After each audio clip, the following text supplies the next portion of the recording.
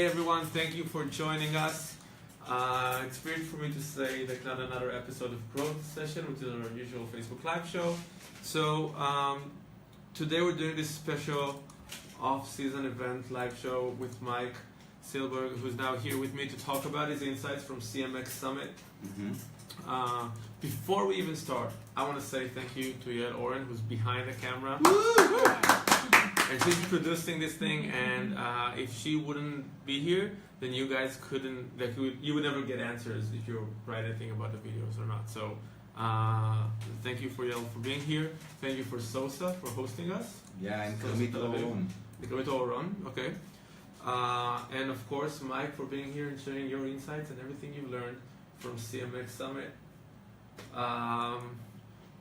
Before we go into this, there's like always like another thing. So if you stay till the end, you're gonna get a link where you can download a crazy, and I've seen the PDF. That's like a crazy summary of everything Mike has learned from the event.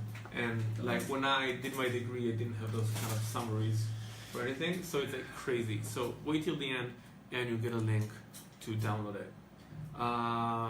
Okay. And all the slides, by the way, and all the slides from the conference. And like your PDF is like 100,000 pages. Exactly, 100,000 exactly. Exactly. You read all of them. I read everything today, just now.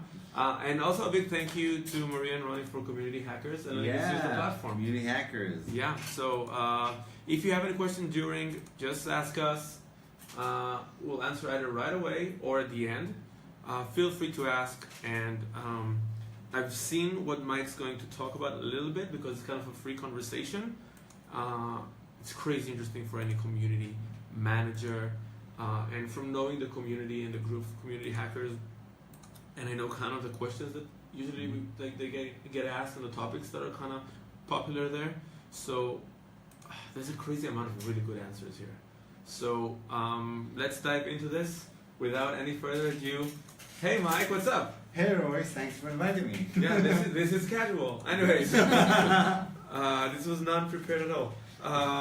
So the reason we're actually doing this is because I spoke with you while you were in LA, and you were so crazy excited about the summit. And I know about CMX for a long time. Like I'm a friend of David for a long time, David Spinks, the founder of it.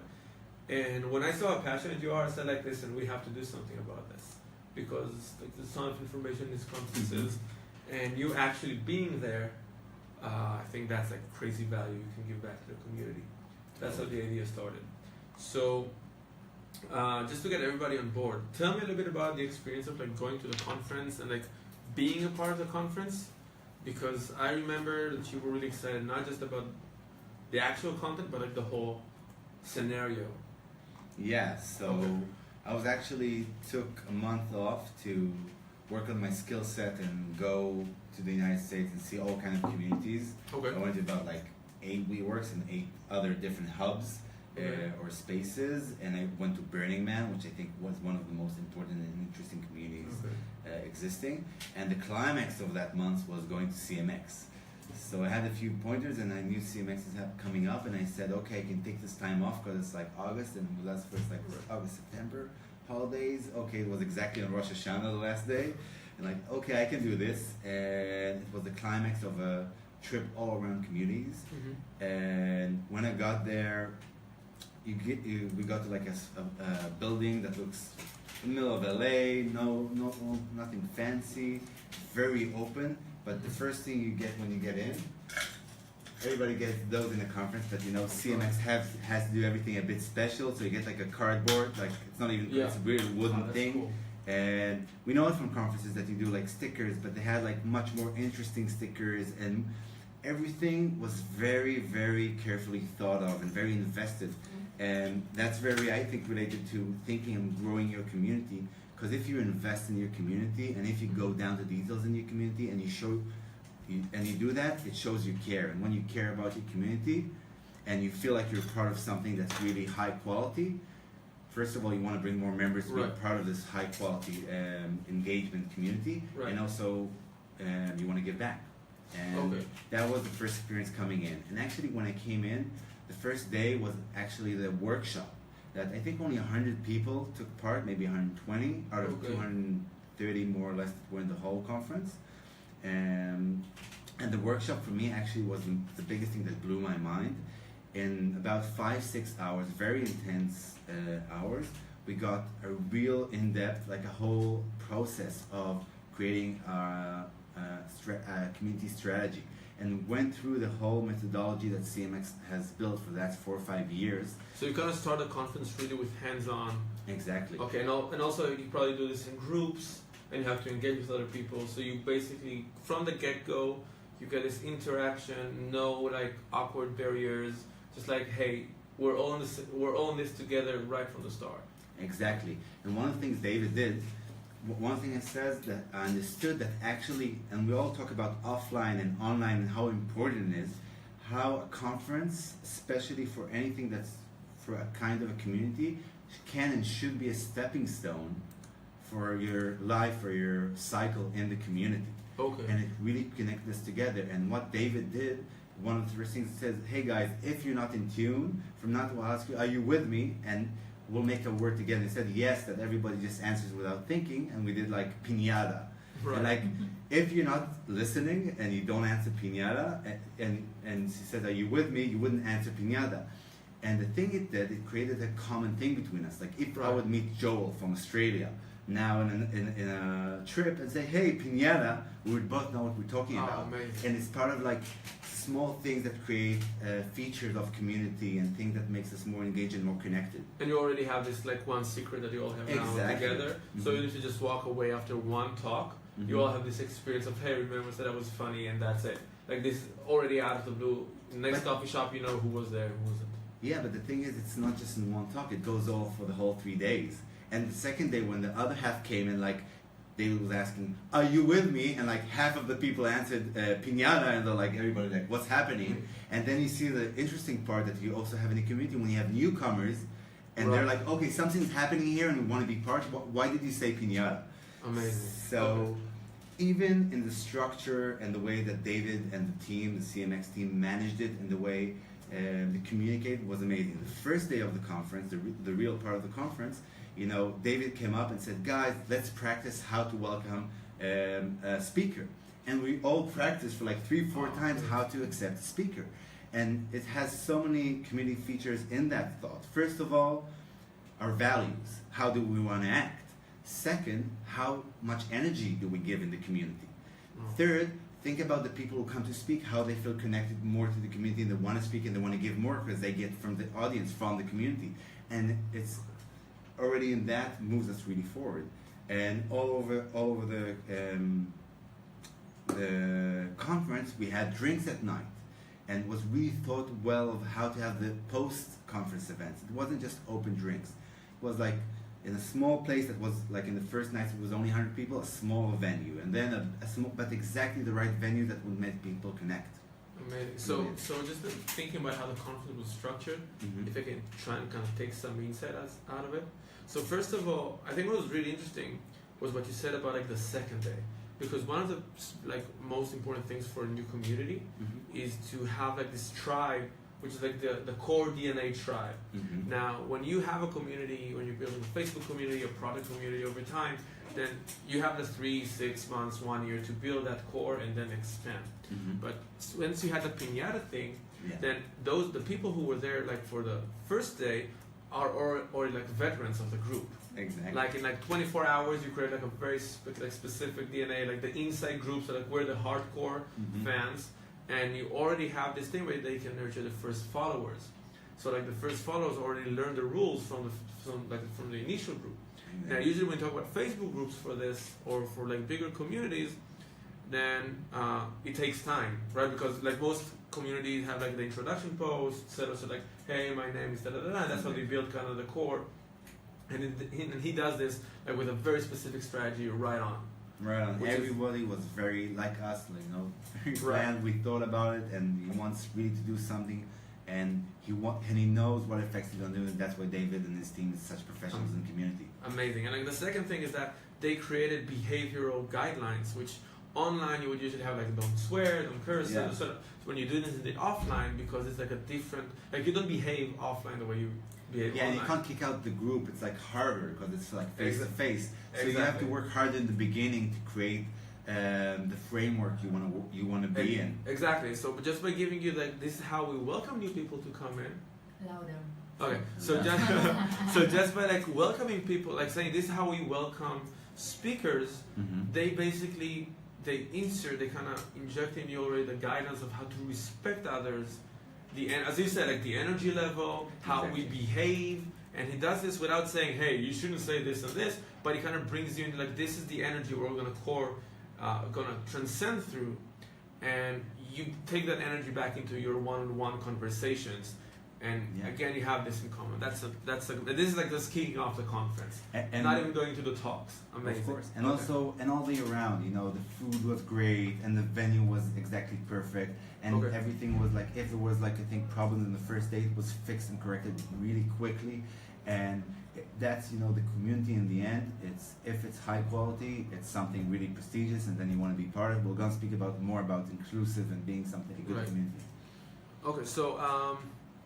One of the things we went through before we actually started the live session was that you started talking about one of the talks there. We talked about like where do community professionals come from and like what do they need and like a little bit about also KPIs and methodology, but also I think kind of DNA and like where they come from. I think one of the hardest questions for like this is a really trending job description, community manager. It's like so.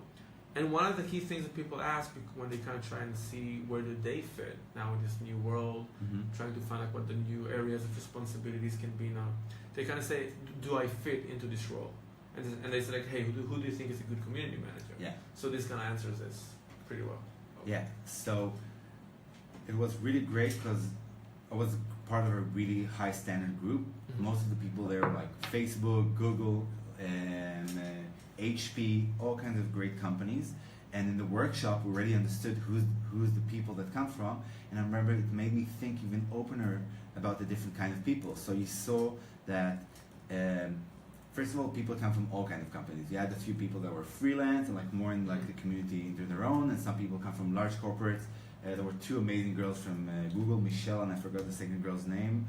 She sent me back an email after we started talking, like, listen, I'm from Google, I went to a lot of conferences, this is a conference that really is going to reside with me, and the things we did there. Mobilize, one of an Israeli startup that promotes communities, did amazing things between the times, and all the sponsors didn't have just, in the pavilion that they talk to people, and something more in depth, and it really was something that created value for the people, and not just people having to sell. And you saw that the whole 200 and something people in the conference were people that didn't just come to mingle, they came to learn, and they came to get value from it. And if we see it in the groups that within the workshops, you saw that people have communities that are internal communities. We're going to talk about in a second. I never thought about it. We all think about, our company has a community with that, or we have a community geographically, or community on Facebook around an interest. But you saw that there's internal groups in companies, and it's actually a very fast-growing trend about thinking about the community as your company internally as a community. And you saw people that do communities B2B, and people who do communities B2C. That was actually the largest group. And the B2C was the largest group? Actually, yeah, the word spread into two B2C groups. Okay. B2B was also very large. Product, support, different kinds of communities. And if we get to the next issue, but we can get back to that, we were talking about 5 dimensions. One of the things we learned in the workshop, I think the workshop was one of the biggest values, and it's really sad that some people missed it. Okay. But if we talk about the 5 dimensions, it was support, product, growth, content, and engagement. Okay. And can you expand on that a little bit? Yeah, of course. If you think about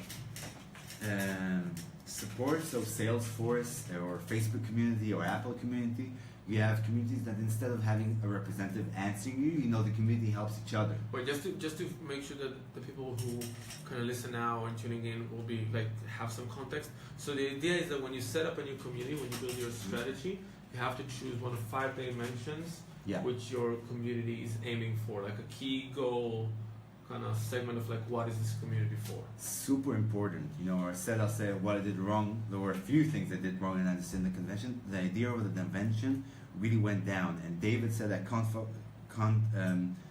emphasis enough, and I felt how true it is to me, that how important it is to say, this is my focus and this is what I'm doing, because we have this tendency of FOMO and trying to get everything, because you have a community, so why not to have a bit support, why not to make them help us grow as a company, maybe they'll help us give us some feedback on the product, but no, you have to have a dimension you're in, and you focus on that. Things can happen, people can help each other, but you as a community manager, community leader, need to keep the focus around that and keep the values around that.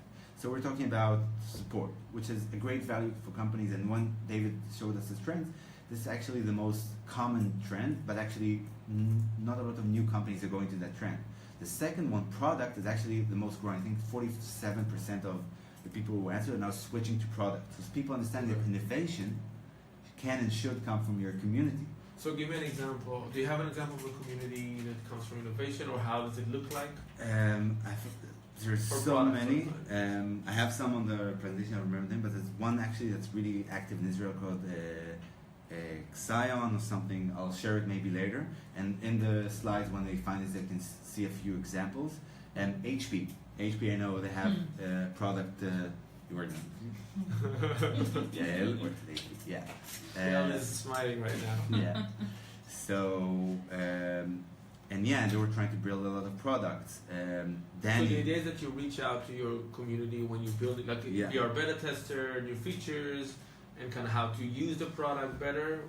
So when we had a group session, we met one guy, I think the guy from HP, and he said, I have like a small community that's like exclusive, and they have only 143 members, and only like you have to get through things to get in. Right. And only them, like you get the first speak about your product, and people are pushed because they're innovators and early adapters, and they want to have the first speak. And in return, they get to they give feedback, and they give you a real market product fit we were talking about before. And think about talking to users and people that are so dedicated to you because you're giving them the first speak, and they're giving you a good feedback. Also, it's interesting because like the focus is on the quality of the engagement, not on like a lot of people when they kind of go to KPIs for the community, like the first one is how fast is your community growing in terms of like how many people are on it.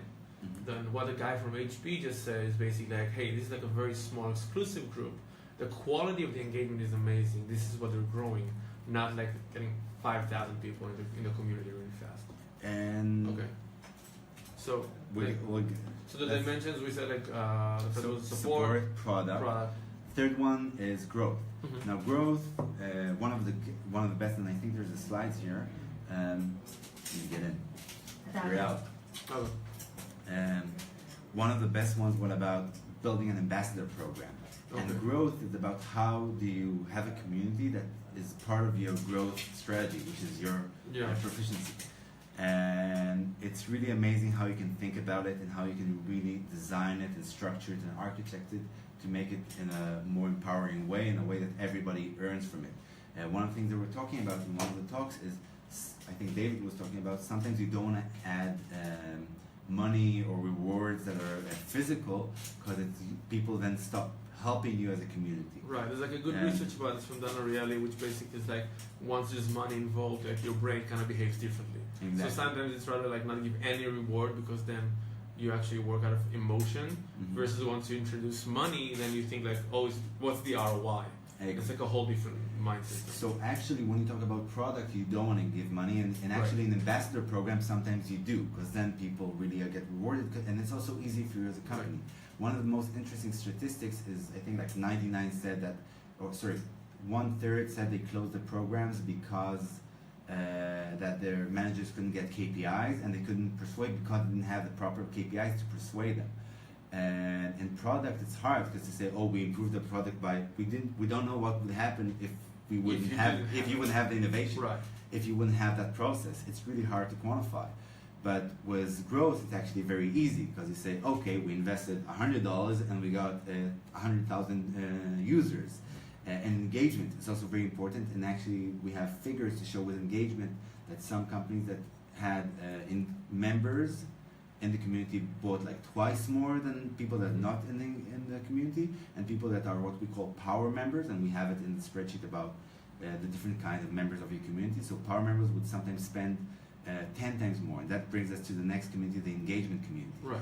And then it's a community that you want to make them more engaged, you want them more involved. It's very broad, but every company has their different kind of engagement. Right. But then if you have them inside and you have a higher engagement and you push them to engage, they'll be more involved and they'll probably be more prone to buy your products. Do you think like an engagement community can actually in-store like different dimensions? Because if you have a highly engaged community, it means you can basically get them to do different things. So it might be like count on offline event from the one hand, but it can actually be give product feedback maybe, no? And that's the thing. No, you want to know what's, because if you work on product, it's only that it's a bit different. It's very different because then it's around the product and what. Like it's a very good question. The difference I was thinking about, because it was easy for me. One of the things they didn't make like a clear cut between growth and engagement, because that's what I was looking in my communities, not about product. Right. You're right that engagement, because in product communities you have high engagement. But it's not a community that the engagement is what about. Like if we're talking about engagement communities, it's usually online in the e-commerce. And then there's not a lot to talk about. It's like more, oh, I wore this today. Oh, this looks so engagement really means that you should like talk about benefits, like the byproduct of your product, not exactly. Your like the product is already made in engagement, and it's like how I used it, what I did do with it. So let's say that I'm like let's say that I'm, I don't know, let's say that Asus or whatever, any like clothing brand online, then my community might focus on like fashion tips, not about my clothes. That's what that's not like help me design the clothes. Oh, should we? Exactly. Maybe you get that feedback, but like you get it after people get the product and they wear it and it's already open. It's not like you're in the process. Like there might be like a VIP event, but it won't be like, hey, come give us feedback. Like you will get a sneak peek as like an exclusive club, not as a beta tester. It wouldn't be the issue, and it's very important not just to think about the issue. Also, when you build a product, you want to have like all kinds of structure. It's much more structured. Okay, we have this deadline until this deadline. We want to have your answers. It's like a different tone of talk. Okay. And so we had support, engagement, growth, product, and now content. And now me and you were conversing before about is like the big communities like Supergirls. There might be a reference in the group for this. Yeah, for that, or like other like let's call it Secret Tel Aviv, or things that are around an issue. Is it engagement or is it content? Right. And that's really hard for me still to it was something I left with the conference and I said I couldn't really say if it's content or if it's engagement. Right. We thought that maybe it's much more content because you create content that interests me and things so after talking now, I think maybe like community hackers would be a content group, but maybe Supergirls I would define as like an engagement group. Exactly. That's why I said like it's between content and engagement. The problem is that most companies want to have engagement and they want to have growth. Right. And there it's really important to separate because it's totally different things. Right. It's not totally, but they're different and it's a different way to act upon them. There's something we talked about before we started the live. I'm just gonna mention this in a bit because it's supposed to be. I think we're not there yet, but it's about being intentional. Yeah, that was actually who comes to the conference. So we were talking about the people from Facebook and Google. Most of those people were actually Michelle was in charge of like leisure time, like climbing, and what do you do was like your spare time, like extreme sports and stuff. And she said they wanted me to write about it and to create a community. Now she has a profession, like she has about the content thing. And you see also David said I was in social media and I just saw the thing about community. So what came back in almost I think 40 or 50% of the inspiration, what I call the inspiration lectures, were tools, there were inspirations, some that were like ideas for internal use. And the inspiration ones, like everybody said, listen, the difference between a good community manager and a mediocre or a not successful community manager is being intentional. Right. And if you're not intentional, and that was something that came from many speakers and from many people that tried, people they get on it. Yeah, You can't they fold smell that you're kind of cheating them. Yeah, and it doesn't go through. I think the hardest part for this, again, like knowing this video will go live later on, like on other places and other platforms, but since we are talking on community hackers, I think that one of the topics that people come up with a lot is like, hey, I'm working for this place, I need to build a community for them, what would you do, etc., etc. So the question about this, and I also I talk at the community managers course at Elevation and all those, and you always get people coming from hobbies or from companies. And so you have this one person like they're really into, I don't know, making organic tea, and they just have a hobby, so they're like really intentional and like they're really real into it because they just want to talk with other people who adore tea. Okay, that's cool, I guess. There's no judging here. This is a safe space. You can open that tea group. It's okay. The tea group. And on the other hand, you have these people, comes from like, hey, I do a company that does iPhone chargers.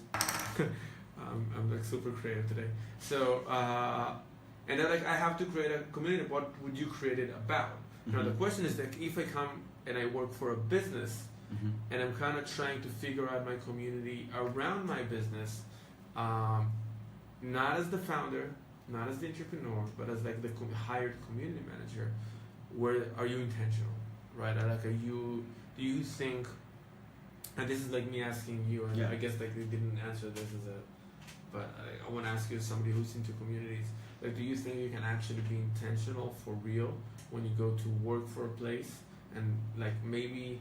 We always think about the hot startups or cool companies like they have actual really high emotional attachment, but sometimes you're just like working for a charger company and you're the community manager. And can you be intentional about that, or would you say like the community manager has to find their angle inside the company, or the other way around? I think you see that people do this position in a really good way. You see a lot of people doing it. So I think it's very simple. Not only can you must. And if the person isn't intentional... Like you have to find your DNA inside. Yeah, and if the person isn't intentional when he does it, you should be really, and I think the idea is that when you put in a community manager, he should get a lot of attention in the beginning. Right. Okay? To make him intentional, and also to see if he's not intentional, maybe he's not in the right position. Right, okay. I want to ask you, this is a tricky question. I have my answer for this. Okay. And I've debated this for a while. Would you hire, let's say, again, you're the famous charging company. Yeah, famous. Famous. Would you hire somebody who's never managed a community but is highly passionate about iPhone chargers? Or would you hire somebody who's like, doesn't give a shit about iPhone chargers but is a crazy community manager? I think it's an easy one because people that are involved today in the workforce and the new millennials and like and just the technological world, that everything in skill can be taught so quickly and so easy, and technology makes everything so easy to use and user friendly, that it's all about the attitude. And we talk about attitude versus skill, and it's especially in community more than anything. If you're in the product, you can have sometimes a shitty attitude, maybe hard on the team, but then the product is more important. But here, the people, your attitude is the product. Yeah. Did you notice any like special DNA while you were there? Like people, you said like, they have very specific traits, they behave in a very specific way. Yeah, I think in the end, the things that David did, people more were prone to play ball, because that's the kind of people that come to that kind of conference. Okay. If it will be just and all the programmers listening to us, forgive me.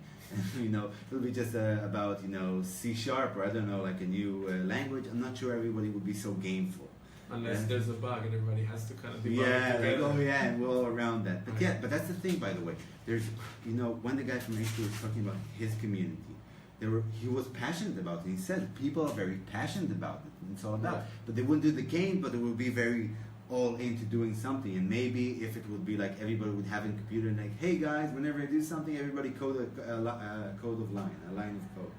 I don't know. That's like a fun community game for coders. Yeah, everybody try to hack. Like every day, like now let's hack. I don't know. So like but what's my password and like everybody exactly. But that's why the community manager first, and I think it's I think in the last decade we saw the new position of biz dev, and everybody, what's biz dev? It's just like it's something you give to somebody you don't know what to say. Right. And Harvard now, I think in 2016 said, listen, it's very defined. It's relationships, it's strategy, and it's sales. Right. Okay, you can change how much is it in sales and how much it's in relationships and how much you're involved in strategy.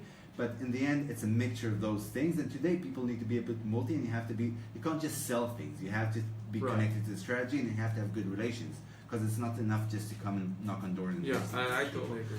And I think the new biz dev is actually community. Because in community, you have to be social media, and you have to be a bit also in relationship. And you also have to do production a bit, because you produce events, or you produce, if it's an online event or an offline event, it's very relational. Would you say community is an evolution of BizDev or HR? Great question. I think it's exactly the thing. It's very much in the middle, but I think it's an evolution of BizDev, HR, and marketing. Okay. And yeah. Hashtag Jolt. Or hashtag multi-talent. Multi-talent. Okay, so I wanna jump a bit forward. I want to jump a little bit forward. So one of the things that you talked about when we discussed this before, you gave a really interesting example of CrossFit using kind of religion-like elements to build in the community. And this was from one of the talks that you heard in the conference. Yeah, so Angie and Casper, two amazing guys, were actually Jewish. I think at least Angie was for sure. And they were talking about community a Jewish thing? No, but they were talking about their religious backgrounds, right?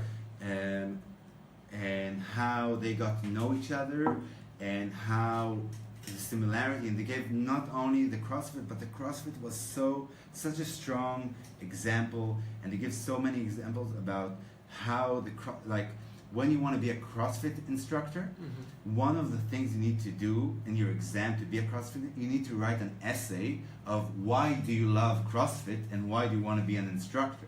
And that doesn't affect your skill, but it's like, okay, the gods of CrossFit, I love you, and I pledge to you I'll be a good CrossFit and I want to do it. It changes your mindset into like really being okay. And it's like you have church, like they bang the whole box, like that has a name. You have a box, and it's like not like the gym. We are different. Right. And like you come to the box, and why didn't you come? And you follow up on people, and it's like all around. You have this internal language, and you have this, and it's all very similar to religious communities.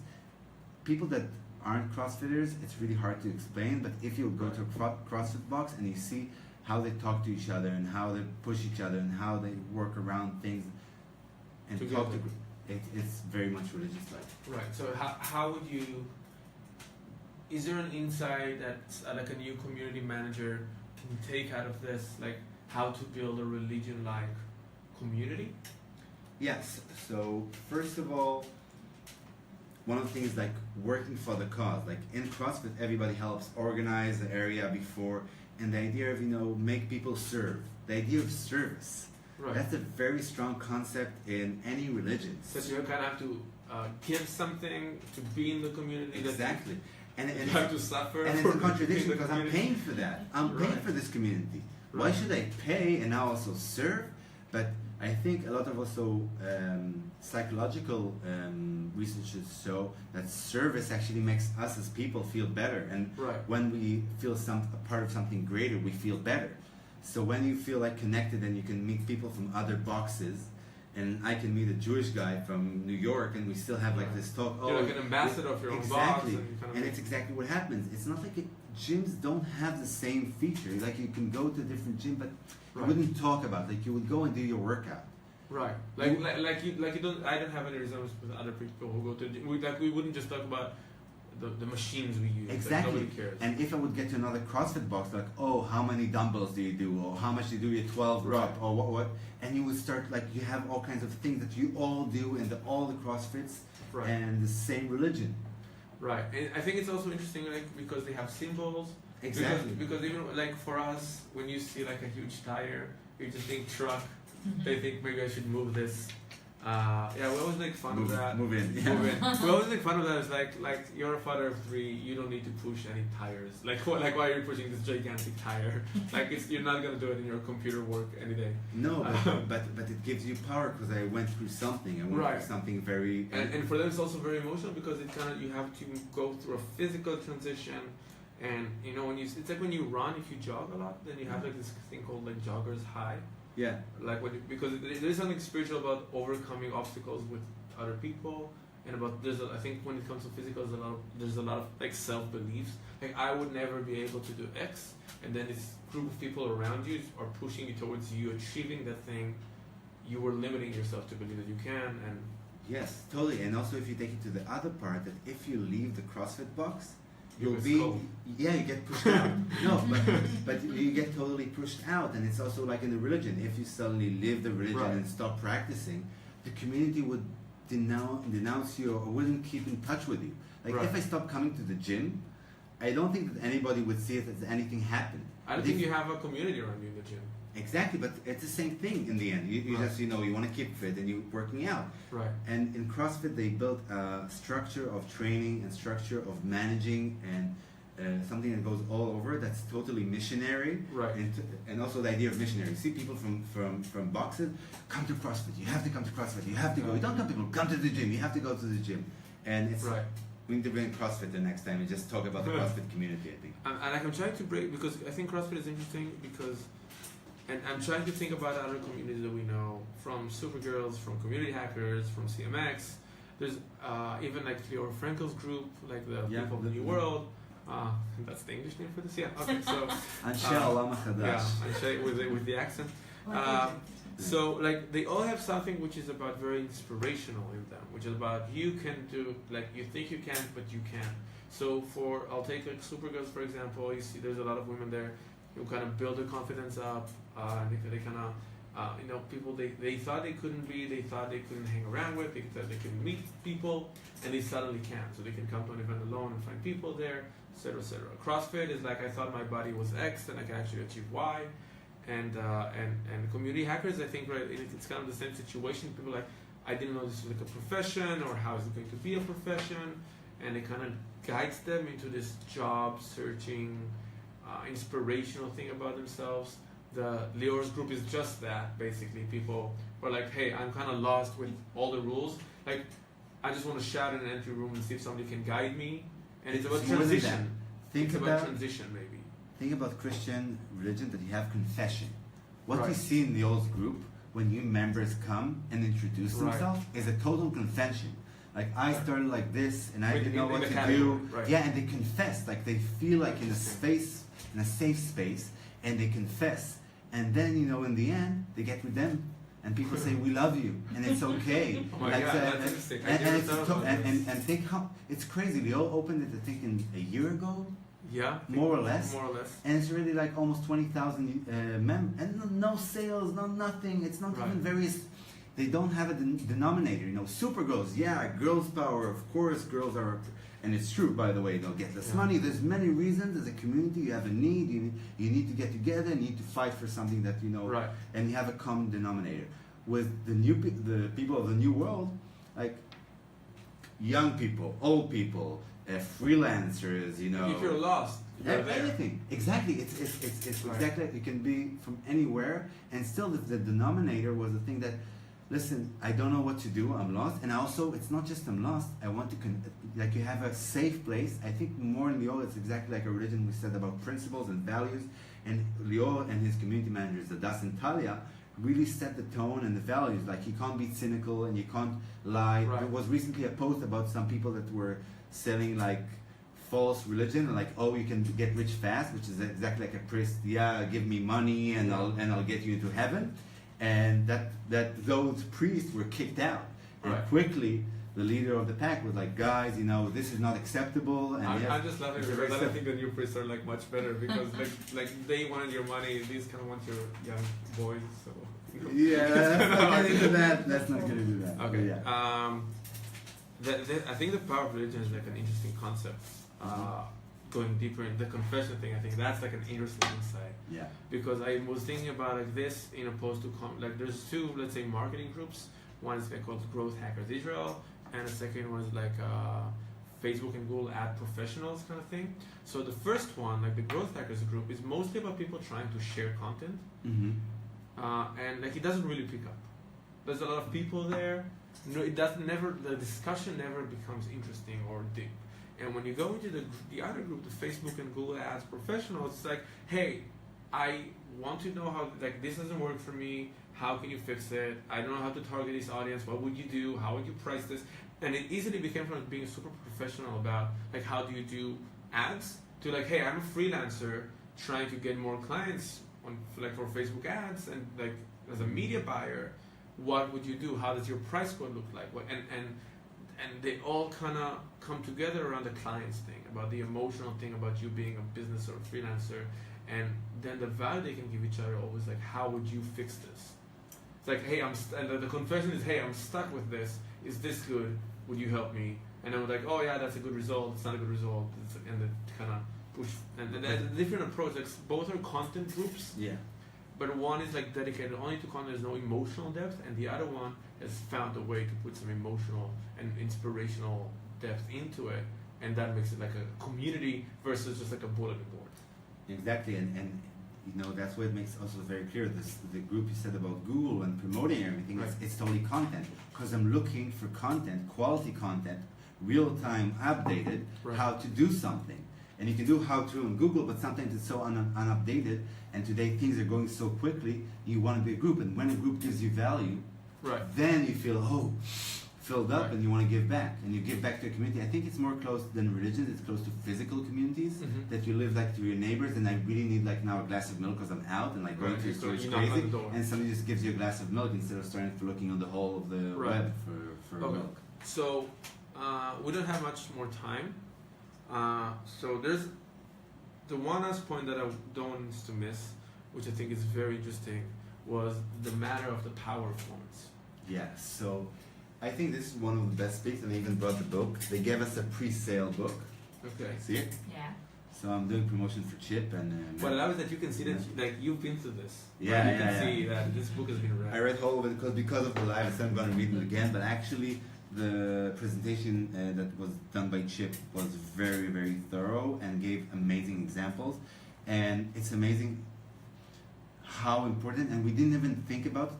I think that's the idea, by the way, of community. Community was always there. Mhm. I think Homo sapiens had communities always, Right. but only in the last 3-4 years, people understood that it's so valuable that we need to understand how it works, like the human brain, that now we're starting the last 30, 40, 50 years trying to understand the brain so we can imitate it and do it and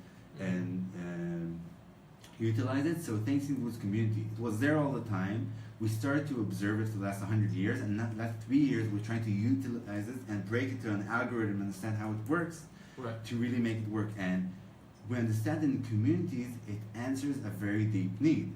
And what this book does, it goes through examining and defining what are like key moments. And the first example, he talked about the guy that opened a school in the States for people Hispanic, really from poor families that couldn't get up. And he said no matter how much he invested in them in preschool, they didn't work.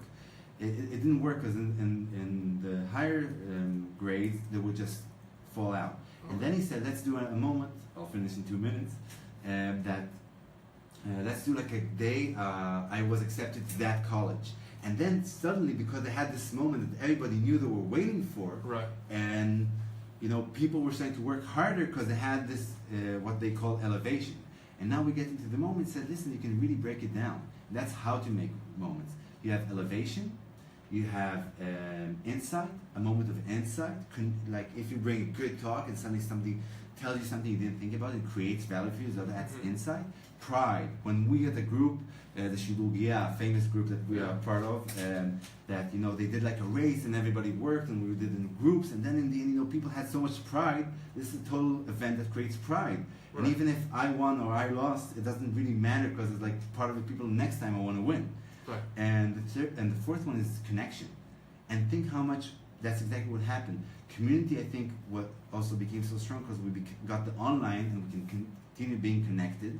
Okay. But then we understood when we all got only connected how we missed the human connection. And that's why we have meetups. We have groups opening on the online to create huge groups and huge people with the same content that are interesting. And then we have to go back and create connection. Right. In an offline event. So how would you, let's say that I'm a community manager. Yeah. Thanks, yeah. Let's say that I'm a community manager. How would you suggest that I plan towards those moments? So that's a hard question. It's a very general question, you know. And one of the great examples, I forgot, it's like a hotel in California called the Magical Something Hotel. Okay. And they're all about creating crazy moments, like free things happening all day long that creates like a sense of elevation.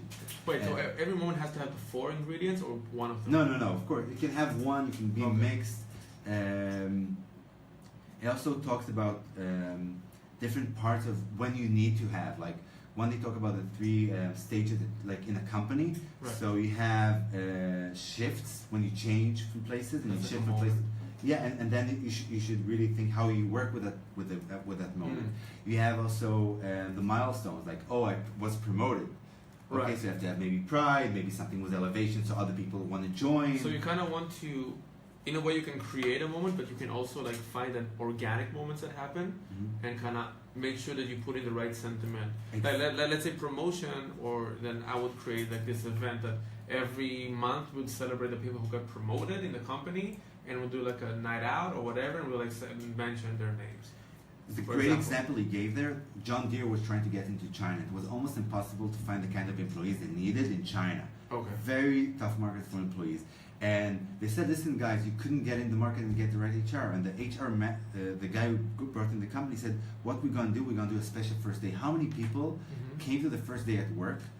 And the company totally blew out the moment. We see it actually today that companies more and more know how important your first day at work. Everybody has like the onboarding. The onboarding. Right. And I think it's something that we see in startup because they're fighting for the employees and the HR is so important. You see people investing in that moment very intentionally. Right. And it's something you wouldn't see, I think, 5-10 years ago. Right, like giving you the notebook, a small note, Exactly. like so happy you're joining our team, Exactly. etc.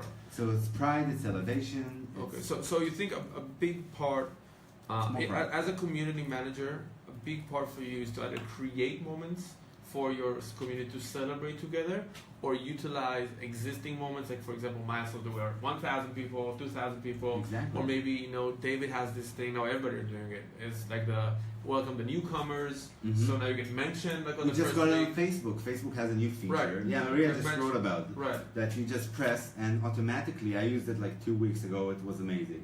That you have newcomers, you just press enter and you get the post with all the names and you write, hey guys, you're welcome. And Right. it's such a small thing, and for the person, he doesn't care that it's automated. You know, Right. yeah, my name was mentioned and I wasn't a comment. Right, and you kind of bring him in, and you give him a chance to be an active part of the committee when you are the one being active first. You're connecting him a bit more step, and remember, you're fighting for you versus a lot of other communities. Right, and also now, like you give this again. We talked this like closing into what we started with. Like now, you say, "Hey Mike, welcome to my community," and this other guy who's been here for like 3 months like, "Hey Mike, so happy to have you with us. Like this is an amazing group. You'll fit right in." And this is like welcoming you to the older tribe and kind of closing that circle. Yeah, I'm happy to close the circle thing. Feels like we planned it, but okay. No, this is definitely planned. Okay, so we're kind of running out of time. Do we have any questions or something that You we... got just wow, smiley, yay, awesome, שני תותחים. Okay, so as you said, it's like a religious experience. We went online and we were like, oh, you're amazing, we love you. Okay, that's nice. So, is there anything that you want to add before you go? Because we're gonna have to, right? We have like 5 more minutes. One thing I really wanted to emphasize, and I said that I was saying what I was doing wrong, is I think it's really hard, and we're talking about, I'm going to give you statistics. 44% of the community managers, only 44% out of community managers, after 6 months of working with the communities, managed to create KPIs for the community. Okay. And I think over 2/3 of the community managers said that if they would have KPIs, they would be more able to harness their bosses in doing and being part of it. And what I want to say, it's not just harnessing the bosses. In the communities I manage, and what I understood after CMX, and it's like, fuck, Like, everybody has a job and work, and that's the thing about community manager. You do things that are really hard to make tangible, and people are measured on their KPIs, and other people in their profession, they have KPIs.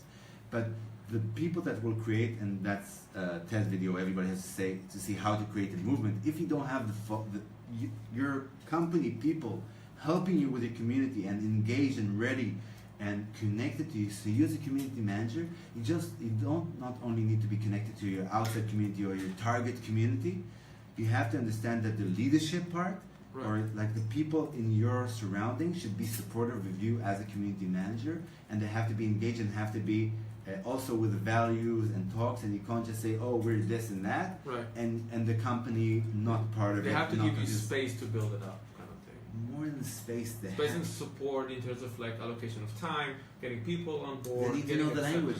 We need, people talk about it in organizational science. When you talk about an organization, and you have to have everybody on board. And when you want to do community, it's even more important because companies can sometimes function with no organizational values, not well. But when you do community, it's even more. It's more important. Right from the get-go. Yeah, and you want to get people on board. You have to have a few people on board and really involved. I think that's also true for social media, and basically, I think every long-term marketing strategy.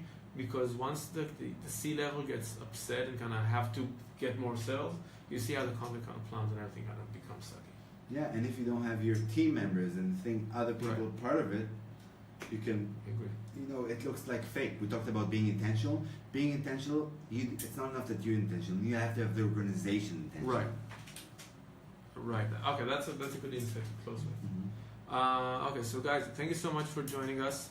Right now, in the comments, Yael's going to put a link to a landing page, a blog post with this talk, and also what you can see there is a bonus where you can download for free Mike's 100,000 pages summary of the conference. 21, it will be but if to say, just to help you guys, I just wrote down. For me, it all just helps me being concentrated and not being on my phone and everything, so I write down what people say.